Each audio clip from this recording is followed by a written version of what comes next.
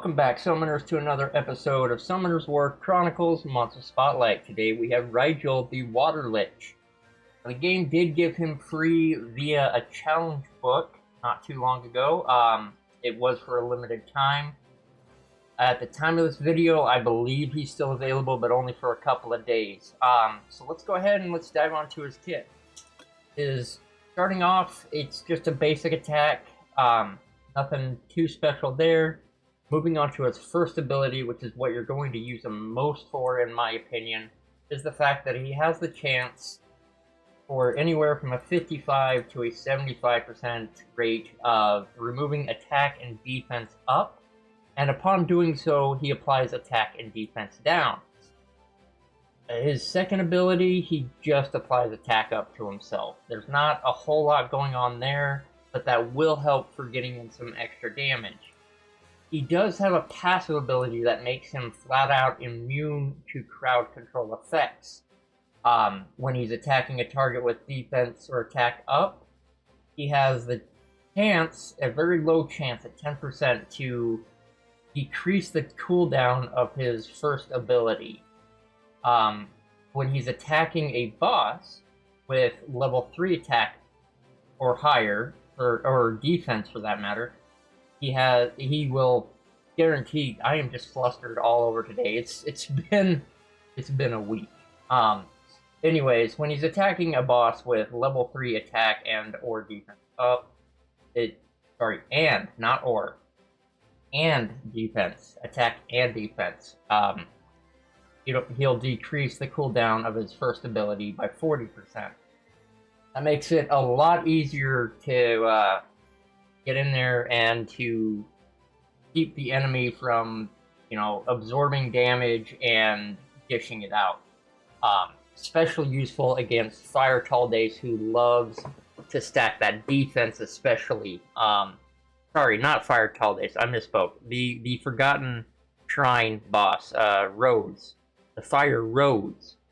Especially because he's a water monster, he'll get that natural affinity boost, so even if he's a bit weaker on your roster, he can get some extra power just for being water.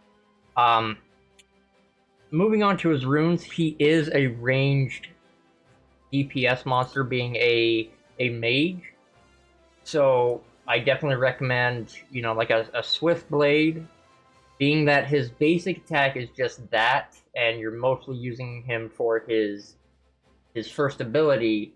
Swift isn't as important as it would be on somebody like Mara. That being said, I still recommend the Swift attack because in the end it is going to be his basic attack where all his damage comes from as a DPS monster. The other typical suspect options include Rage Blade and Fatal Blade. He will need accuracy to remove those attack and defense up and to apply the attack and defense downs. So keep in mind that accuracy is important. Your crits are definitely important. Precision, as always, is absolutely key because there's no point in stacking anything else if you can't even hit the guy. Obviously, his attack is a primary stat that he's going to need so he can help you dish that damage.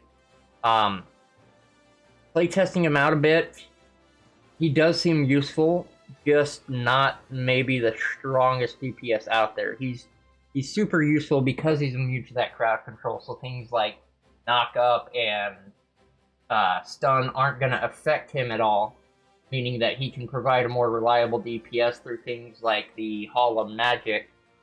But for things like that, I think you're better off with somebody like Lyn, with a combination of somebody that gives immunity like Wusa. Like I say, he's still super useful. I'm testing him out in PvP, and it does seem like he's a good fit there. Especially for those teams that love to use Shannon, that Wind Pixie, I want to say she is. I get the Pixie and the Fairy confused. So that'll help keep her a little more in check, removing those attack and defenses, so that you can get in there and do your job a little bit better and get a few more victories. Other than that, that's about all I have today. Y'all take it easy and keep working on those monsters, and I'll see you next time. Frosty.